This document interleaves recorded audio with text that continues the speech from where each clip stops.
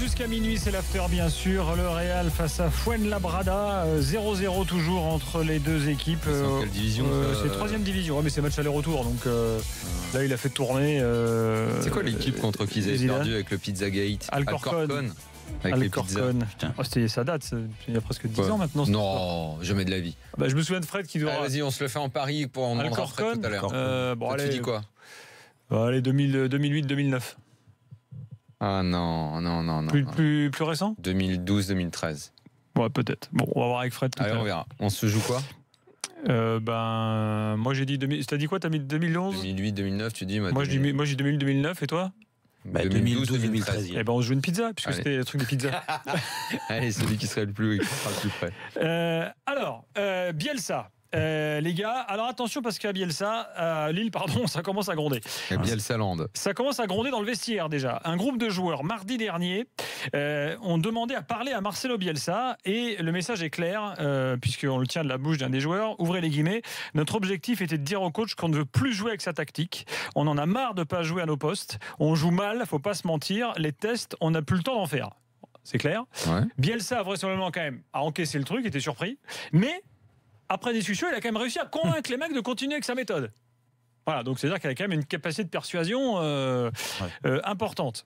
Derrière, il y a la qualif hier soir au tir au but face à... Peut-être qu'il explique un peu plus la façon vibrante avec laquelle il a vécu la séance de tir au but hier soir, Marcelo Bielsa. Mais c'est pas dans les joueurs qu'il aura vu un progrès hier, parce que ils avaient peur du ballon. Attention, parce que début de front des supporters aussi. Il y a un responsable de groupe qui dit, voilà, l'autre jour en ville, on a croisé un cadre de l'équipe. Il nous a dit qu'ils n'en pouvaient plus, que les joueurs comprenaient rien. Nous, on a failli faire des banderoles contre Bielsa, mais à chaque fois, après avoir discuté avec la direction, on s'est calmé. Mais là, on atteint un stade de colère important. Donc les supporters commencent à s'énerver aussi. Donc qu'est-ce qui va se passer dimanche soir au stade entre Lille et Marseille? Je peux vous faire un petit scénario catastrophe. Ocampos, que Bielsa a fait venir, qui marque sur passe de Payet, que Bielsa a relancé. Enfin, voilà, tout est possible. Ce sera dimanche soir. Voilà la situation. Du coup, Luis Campos a été rappelé d'urgence. Il était en Amérique du Sud en train de faire ses business, mais tu sais, c'est repérage de joueurs. Donc c'est business. Oui, c'est ça. Si tu veux. Mais Jérôme, tu vois, là-dessus, il va direct. Quand ça parle aux repérage de joueurs. Il va droit au but.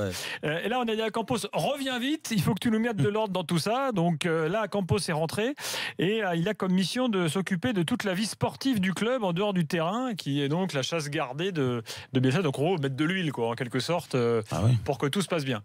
Bon, quand vous entendez ça, les gars, qu'est-ce que ça vous inspire? Ça commence à devenir chaud, quand même. Ça m'inspire. De toute façon, on en parle beaucoup parce que Bielsa est quelqu'un de très médiatique.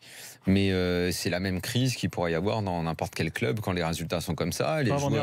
Les joueurs disent que l'entraîneur, ça va pas. Ils commencent à douter d'eux-mêmes. Ils se disent que la saison, ça va être une cata. L'entraîneur reste sur ses positions. Même si Bielsa est un personnage original, la situation, elle, est pour le moins banale et ressemble à celle d'un n'importe quel club qui serait dans une situation sportive aussi déplorable. Ouais, sauf qu'elle n'est pas si banale que ça, Daniel, parce que des joueurs... alors moi, j'ai vécu des saisons compliquées. Ça dépend des méthodes qui sont mises en place. C'est vrai que la méthode Bielsa, on la connaît dans le sens où il a ses idées, ses principes, et ça peut être perturbant pour n'importe quel joueur. On le voit à travers les matchs, on en parlait hier. Des changements de poste, des joueurs qui sont pas habitués à jouer à une position, mais il est persuadé que c'est peut-être le futur pour ce joueur. Le problème, c'est que quand t'as pas les résultats, le joueur, il a pas l'impression de progresser, au contraire, il régresse. Il est dans le doute. Et que là, ils sont tous dans la même merde, quoi, les joueurs. Donc, automatiquement, ils se rebiffent entre eux. Ils parlent, et puis là, tu es obligé d'aller déclencher une discussion avec l'entraîneur. C'est un peu eux qui passent pour des blaireaux dans cette histoire, au final. Tout le monde, mais la vie du club est en danger, dans tous les cas. Que ça soit de la faute de l'entraîneur, la faute des joueurs, la faute de Pierre-Paul Jacques. Aujourd'hui, la vie du club, elle est en danger. Je comprends l'énervement des supporters, parce que là, on parle du match de dimanche. Il joue quand même l'Olympique de Marseille. C'est possible que ça se passe mal. Si ça se passe mal, ça peut être dramatique, parce que les équipes qui étaient à la lutte avec eux, au départ, il n'y avait pas de points, ils étaient égalité. Mais là, il commence à avoir un fossé. Ouais. Et tu sais que quand il y a un fossé, c'est difficile. Ils vont rentrer, en plus, ils vont avoir des matchs de plus en plus durs, parce que au niveau du calendrier, ils n'ont pas eu le plus dur calendrier qui existe sur le début de saison. Donc moi je te dis que c'est pas classique parce que j'ai connu ça. Et souvent, tu as une fracture qui se crée alors, entre l'entraîneur et le groupe de joueurs. Mais le groupe de joueurs, il peut pas reprocher des choses tactiquement à l'entraîneur parce que c'est des choses classiques. Lui, Bielsa, c'est pas des choses classiques qu'il demande, c'est des choses difficiles à comprendre. La preuve, c'est que les joueurs commencent à se plaindre et se disent, des fois, ils nous donnent des consignes, on les comprend pas toutes ces consignes. Donc, je te dis que c'est rare. Et en plus, il y a cette communication en disant, avant le match là de Valenciennes, il faut changer. À l'arrivée, il est persuadé de ne pas changer. Mais le match te donne la même chose, c'est-à-dire pas grand-chose. Même s'il y a une qualif à l'arraché au tir au but, les joueurs, ils n'ont pas la sensation qu'il y a eu un déclic.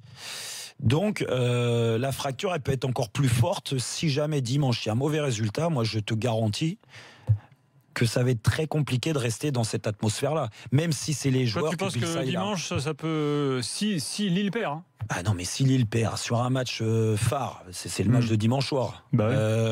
Le classement, bon, voilà, tu vas aller à l'extérieur, tu regardes le calendrier, là ils vont se faire encore une fois démonter.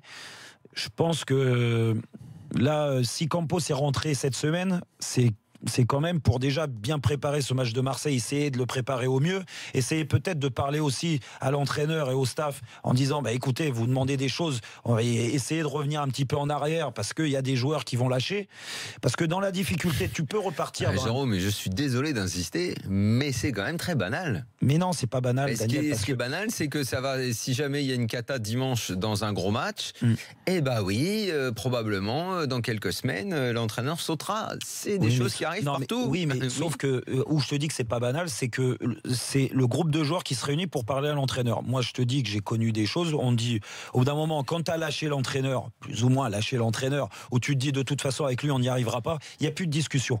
Il y a une barrière. Tu veux dire que toi, ce que tu dis qui est original, c'est que des joueurs se sont réunis pour aller lui parler. Exactement. Presque ça, à la limite, je trouve que c'est presque plus positif que si c'était en gros chacun de son côté qui lâche. Exactement. Je trouve que c'est positif parce que ça peut créer un dialogue. Oui. Après, reste à savoir comment lui accueille la création de ce dialogue-là et s'il va dans le sens des joueurs ou non. Ouais. À Marseille, il y avait eu ça aussi.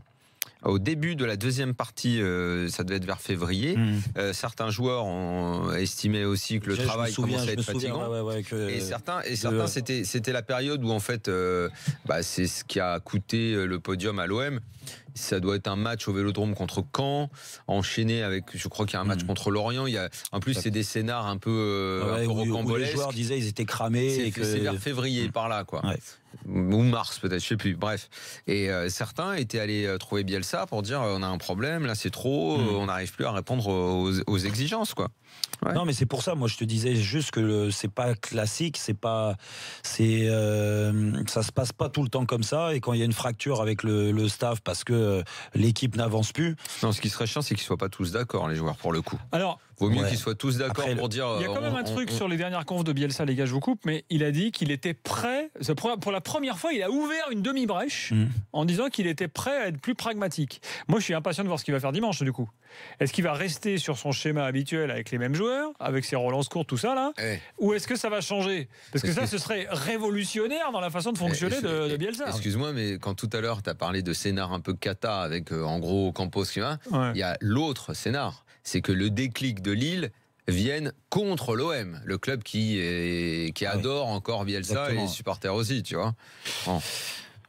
Après, oui, c'est possible que, je te dis, ça serait quand même incroyable qui lâchent un petit peu et qui reviennent à des choses plus classiques, qui remettent des joueurs vraiment à leur poste. Mais bon, tu sais, quand tu pars comme ça, que tu travailles... j'aime pas dire ça parce que je trouve que c'est un manque d'intelligence de la part des entraîneurs qui te disent de toute façon quitte à crever, il faut mourir avec ses idées. Oui, c'est peut-être mieux de rester vivant avec les idées des autres. Du moins, la qualité d'un entraîneur aujourd'hui, et pas qu'aujourd'hui, un bon entraîneur, c'est aussi d'analyser la situation. Tu peux avoir un profil de jeu bien précis, tu veux mettre ça en place, et au bout d'un moment tu t'aperçois que toi tu t'es trompé dans le recrutement et que ces joueurs-là ils adhèrent pas, et il faut repasser à quelque chose de plus classique. C'est la demande des joueurs aujourd'hui. Alors est-ce que Bielsa va avoir cette intelligence-là et ce recul-là pour le faire dès le match de Marseille? Il l'a pas fait en coupe. Mais vu que ça a donné quelque chose qui n'était pas terrible, encore une fois, peut-être que contre Marseille, oui, en effet. Mais là, si c'est ça, je pense que Bielsa va encore s'inscrire dans la durée à Lille. Si c'est pas le cas, Gilbert, moi j'ai bien peur que ça soit ces derniers jours. Hein. Et puis Julien, supporter Marseille, qui nous dit, rappelez-vous, à l'OM, à partir de février, il avait revu également quelques-unes de ses positions. C'est ce que je disais tout à l'heure. C'était plus sur les méthodes d'entraînement, là. Je me souviens bien maintenant que sur ce qu'il leur demandait en match. Il avait un peu allégé tout ça. Ouais. Voilà, à suivre donc dimanche soir Lille-Marseille. Juste pour finir, pour être totalement complet, on boucle la boucle au MPSG. Neymar ce soir en commission de discipline, un match ferme plus un match avec sursis, donc un match de suspension. Donc en l'occurrence demain soir face à Nice. C'est logique, ça ressemble à ce qui s'est passé avec Luis Gustavo, non, qui avait pris également. Ouais, exactement. Voilà. Ouais. Non, mais c'est sanction. C'est sa première fois, généralement c'est pris en compte. Monsieur Deneux, bravo. Ah, ton ami, président de la commission de discipline. Deneux, j'ai rien contre Monsieur Deneux. C'était contre Garibian, moi, à l'époque. Mais Deneux, non, pas de problème. Je trouve qu'il a la tête de président de la commission. Il a une bonne tête et tout va bien. Ouais, il est bien. Sinon, en Ligue 2, Bourillon a pris 3 matchs. Donc, Bourillon, pour une fois qu'il tacle. Non, c'est pas en taclant. Le pire, c'est que Bourillon, t'as joué avec lui, toi? Ouais, il a joué avec moi. Ouais. Enfin, bon, bref, il paraît qu'il salissait jamais son short. Moi, il évitait les duels. Non, mais tu rigoles. Mais nous, il l'avait fait passer au milieu parce que derrière, en effet, il avait du mal à entrer dans le combat.